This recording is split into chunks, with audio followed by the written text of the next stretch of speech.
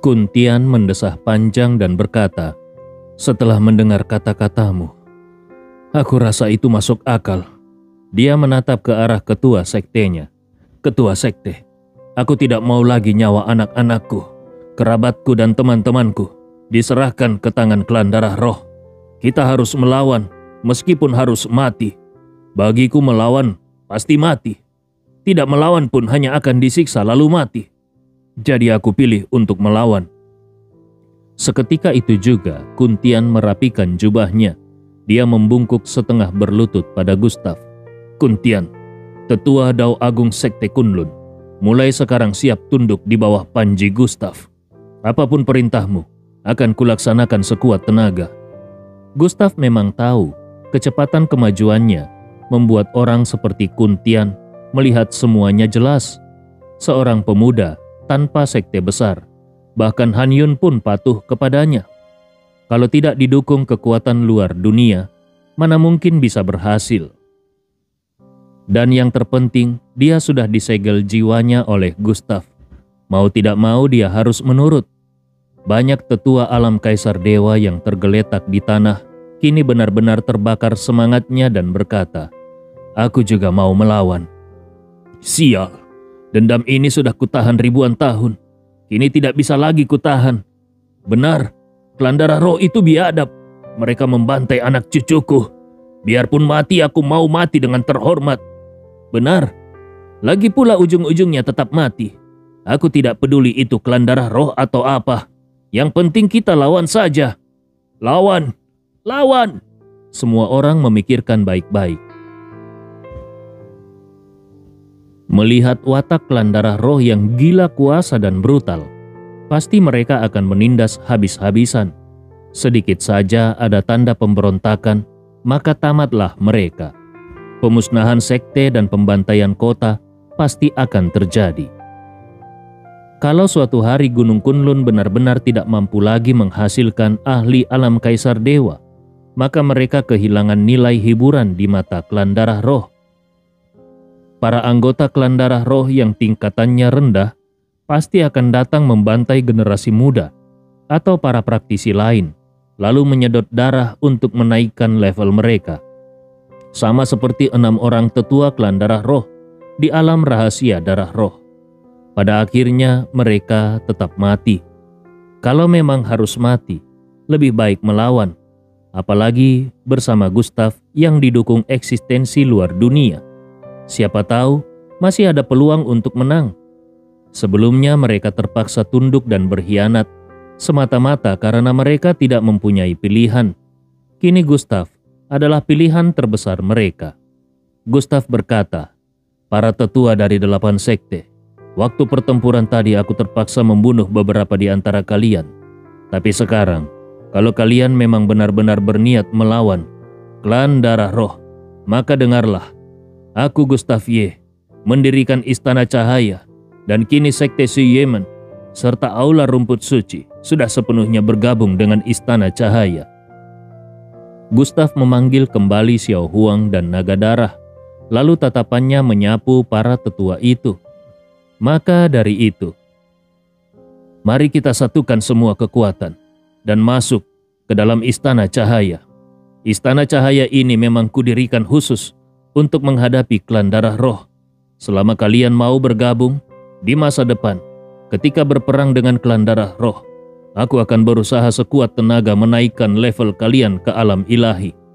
Selain itu, aku juga akan mendirikan cabang Dao Alkimia dan Dao Penempaan, serta membuat banyak pil tingkat dewa dan senjata abadi, agar kalian bisa menembus alam ilahi, bahkan alam Raja Dewa, dan benar-benar bertempur seimbang melawan klan darah roh." Saat itu juga semua orang menahan napas. Mereka menatap Gustaf. Syok mereka tidak terlukiskan lagi. Mereka semakin yakin kalau Gustaf memang didukung kekuatan luar dunia. Senjata abadi, pil tingkat dewa, bahkan mungkin di masa depan ada pil tingkat abadi. Kalau itu benar-benar bisa dicapai, Gunung Kunlun mungkin akan benar-benar bangkit dan kembali seperti kejayaan zaman kuno. Tiba-tiba suara lantang menembus keheningan. Aku bergabung. Seorang tetua alam Kaisar Dewa dari Sekte King Tian langsung mengangkat tangan. Suara pemimpin Sekte Liang Yu terdengar. King Kuan Yu, apa maksudmu? Dia memandang pemandangan di depan matanya. Hatinya bergejolak.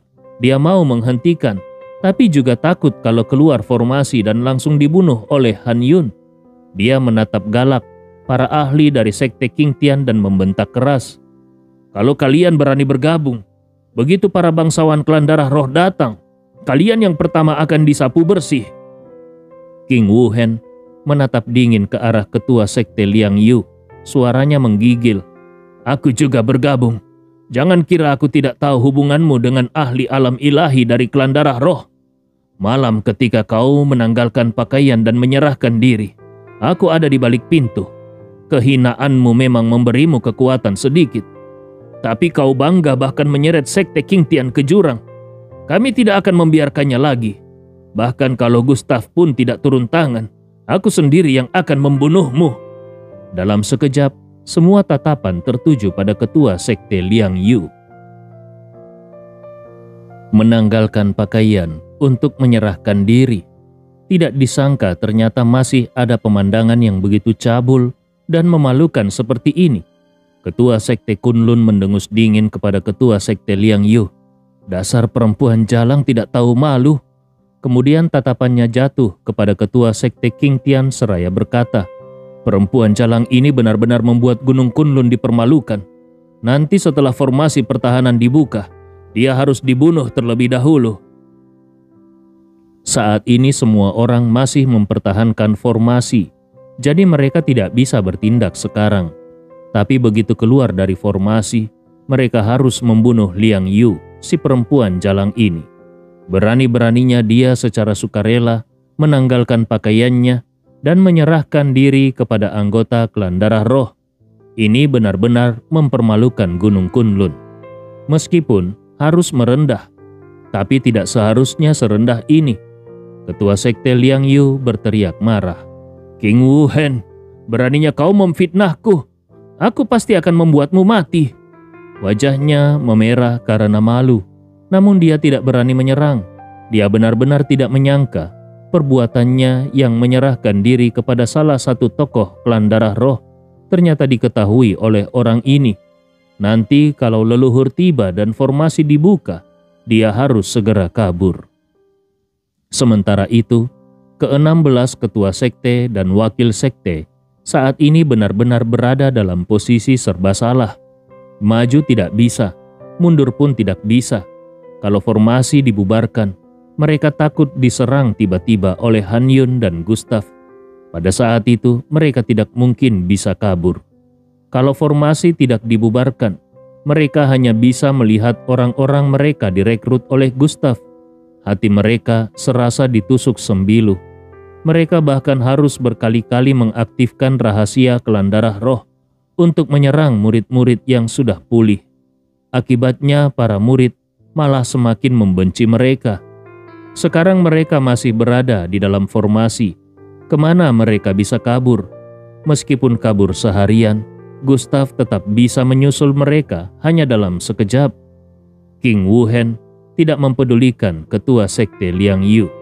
Dia melangkah ke hadapan Gustav lalu merangkupkan tangannya dan berkata, "Aku bersedia bergabung dengan Istana Cahaya." Gustav mengangguk. Suaranya terdengar dingin saat dia berkata, "Aku tidak mungkin begitu saja mempercayaimu. Aku harus memasang segel jiwa kepadamu." King Wu Hen tidak memperlihatkan sedikit pun keberatan. Dia berkata, "Silakan, aku tidak akan melawan." Gustav melanjutkan, "Ada satu hal yang bisa kalian pegang, bahwa aku tidak akan memakai ini untuk memaksa kalian melakukan hal yang tidak ingin kalian lakukan. Asalkan kalian mau melawan klan darah roh bersama denganku." Raut wajah Gustav tetap dingin, tatapannya beralih ke 6 tetua utama sekte Dao lainnya, dan dia berkata, "Kalian juga begitu."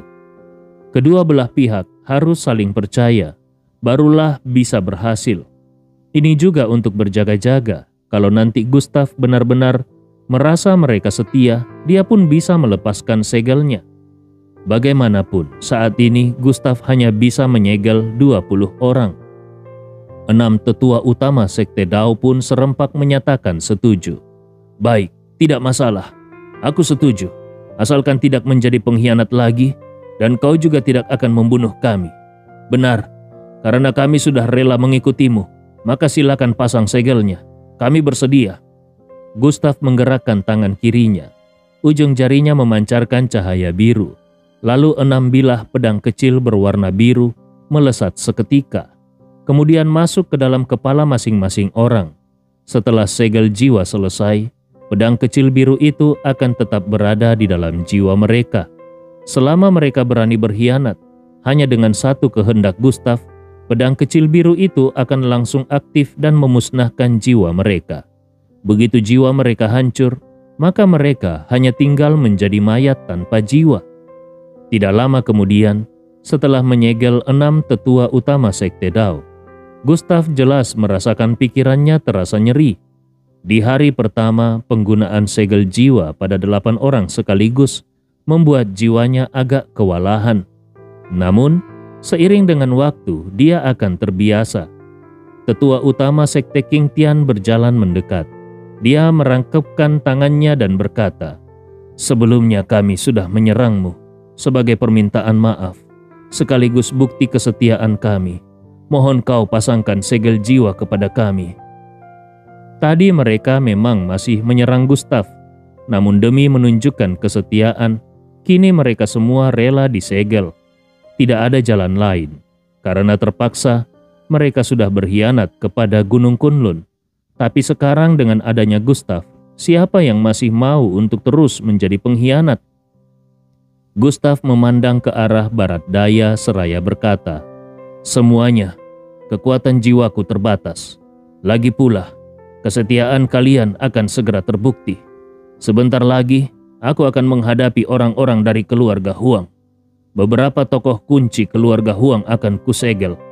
Namun para tetua tingkat menengah keluarga Huang, beberapa yang sudah di level alam Kaisar Dewa, tahap 5 atau 6, juga para pengawal fanatiknya, semuanya itu harus kalian habisi. Saat itulah, aku akan tahu siapa yang benar-benar setia." Pada saat yang sama di dalam makam reinkarnasi, Gustav bertanya, "Penatua Nie, butuh berapa lama untuk membuat segel pedang jiwa mencapai tingkat sempurna?" Nie Baijian menjawab, "Hal itu belum perlu kau pikirkan sekarang. Kau harus mencapai tingkat alam Raja Dewa lebih dulu. Kalau tidak, kau tidak punya dasar untuk menyempurnakan jurus itu." Nie Baijian berpikir sejenak lalu berkata, "Mungkin setelah kau menuntaskan semua yang ada di depan mata ini, kau harus pergi ke sana. Di sana kau akan mendapat peningkatan yang sangat besar." Mendengar ucapan Nie Baijian, mata Xiu Qiye sedikit menyipit. Dia terlihat terkejut. "Kau mau membiarkan bocah ini pergi ke sana? Tidak bisa. Dia bahkan belum menembus tingkat alam Kaisar Dewa. Sekalipun dia sudah menembusnya, pergi ke sana sama saja dengan bunuh diri." Jelas sekali Xiu Qiye sangat menentang tempat yang dimaksud oleh Nie Baijian itu. Gustav bertanya, "Sebenarnya kalian membicarakan tentang tempat seperti apa? Apakah di sana ada klan darah roh?" Xiu Qiye menghela nafas panjang, lalu berkata, "Di sana tidak ada lagi klan darah roh. Sekarang, di Gunung Kunlun hanya tersisa 2 tempat yang masih berguna bagimu. Keluarga-keluarga dan sekte lain pun tidak tahu tempat itu. Tapi tempat itu sangat berbahaya. Bahkan kalau aku sekalipun masuk ke sana, belum tentu aku bisa keluar hidup-hidup. Tempat itu bahkan lebih mengerikan daripada alam rahasia darah roh. Aku sarankan kau lupakan saja. Kalau kau mau meningkatkan tingkat kultivasi, masih ada cara lain." Gustav menatap Nie Baijian, lalu menatap Xiu Qiye, dan dia pun menjadi sangat yakin kalau tempat yang mereka bicarakan itu memang luar biasa berbahaya. Namun sekarang tidak banyak waktu tersisa sebelum para tokoh kuat klan darah roh turun ke dunia. Gustav tidak punya pilihan lain. Gustav tidak mau berpikir lebih jauh. Dia langsung merangkapkan tangannya dan berkata, "Kalau aku sekarang tidak memaksakan diri, untuk segera meningkatkan kekuatan. Maka saat klan darah roh turun ke sini, aku mungkin tetap akan tewas. Daripada mati di tangan orang lain, lebih baik takdirku kutentukan sendiri. 2 tempat yang kalian sebutkan itu akan kudatangi semuanya. Xiuqiye yang tahu betul betapa keras kepalanya Gustav hanya bisa menggeleng pasrah dan berkata, salah satunya adalah tempat untuk melatih kekuatan jiwa, agar jiwamu berevolusi menjadi jiwa ilahi. Yang satu lagi adalah alam rahasia untuk melatih tubuh. Xiuqiye menghela nafas pelan. Tubuhmu memang sudah masuk ke tahap latihan fisik, tapi masih sangat lemah. Tanpa tubuh yang perkasa, tidak mungkin kau bisa menembus ke tingkat alam kaisar dewa atau bahkan tingkat alam ilahi. Gustav, tubuhmu baru di tahap kondensasi tulang. Artinya, tulangmu baru mulai terbentuk dan berevolusi. Dengan memakai baju emasmu itu, paling-paling tubuhmu hanya setara dengan tingkat awal alam kaisar dewa. Sekarang, di Gunung Kunlun, jarang sekali orang berlatih fisik. Jadi di tahap awal, tubuhmu memang diuntungkan, tapi di tahap selanjutnya kau tidak akan sanggup. Lihat saja, ketika puluhan ahli alam kaisar dewa bergabung, kau hampir dilumpuhkan. Memang benar, dengan tubuh Gustav yang sekarang, mana mungkin dia bisa menahan serangan tingkat alam ilahi dari klan darah roh. Walaupun Gustav mempunyai banyak rahasia ilmu dan cikal bakal jalan besar, musuh cukup menabrak Gustav dengan tubuhnya saja, dan Gustav bisa hancur berkeping-keping. Xiuqiye pun menjelaskan dengan detail betapa pentingnya tubuh yang kuat. Menghadapi klan darah roh, yaitu negeri para petarung tingkat tinggi. Kalau tanpa tubuh yang perkasa, itu sama saja dengan bunuh diri. Gustav pun berkata, kalau begitu, setelah semua urusan di sini selesai, aku akan mencoba pergi ke 2 tempat itu untuk berlatih. Sekalipun berbahaya, aku memang sudah tidak punya pilihan lain. Aku penasaran, sebenarnya seberapa kuat tubuh para petarung klan darah roh. Entah kenapa aku merasa ada yang tidak beres. Aku menduga, kalau klan darah roh sepertinya tidak akan datang tepat waktu sesuai jadwal. Bisa saja mereka datang lebih cepat. Bagaimanapun, setelah aku membunuh 6 anggota klan darah roh, pasti ada tokoh besar di sana yang bisa merasakan itu lebih awal. Beberapa hari belakangan ini, Gustav mempunyai firasat aneh yang sulit dijelaskan. Di lubuk hatinya, ada perasaan bahaya yang samar-samar. Padahal di Gunung Kunlun ini, siapa yang bisa mengancamnya? Hampir tidak ada, kecuali Han Yun mendadak gila, lalu mengumpulkan semua petarung tingkat alam kaisar dewa untuk mengepungnya. Mungkin itu masih layak disebut bahaya, tapi yang jelas Han Yun tidak akan melakukan hal itu. Kalau begitu, bahaya apa yang dirasakannya sekarang secara samar-samar ini? Gustav berpikir berulang-ulang, dan satu-satunya jawabannya adalah klan darah roh. Apakah para tokoh kuat klan darah roh akan turun lebih cepat? Bukankah waktunya masih 1 tahun lagi? Di dalam makam reinkarnasi, Gustav menyampaikan semua isi pikirannya kepada 3 orang di hadapannya. Xiuqiye, Mo Ning, dan Nie Baijian saling bertukar pandang, dan di mata mereka tampak kilatan makna yang berbeda. Darah sang tuan makam tampaknya semakin cepat terbangkitkan. Bagaimanapun, garis darah reinkarnasi menguasai siklus reinkarnasi. Dia mampu terhubung dengan gerbang 9 alam bawah dan gerbang ruang waktu. Tentu saja itu bukanlah kemampuan paling menakutkan dari garis darah reinkarnasi. Yang benar-benar mengerikan adalah tubuh Gustav sendiri. Garis darah di dalamnya bisa merasakan ancaman yang akan datang.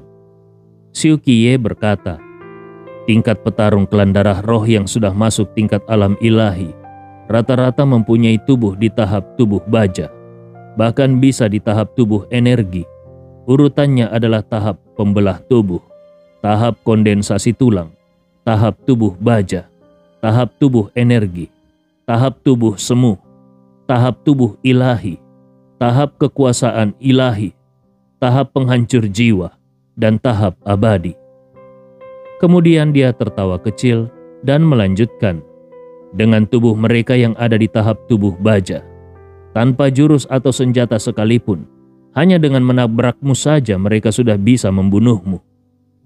Jadi meskipun kau adalah petarung alam kaisar dewa tingkat 1 dan bisa bertarung melawan alam ilahi tingkat 1, setidaknya tubuhmu harus berada di tahap tubuh baja. Kalau bisa, lebih baik lagi kalau kau berada di tahap tubuh energi. Kalau sudah begitu, selama kau tidak cari mati, bahkan seorang petarung alam Raja Dewa pun tidak akan bisa membunuhmu dengan mudah.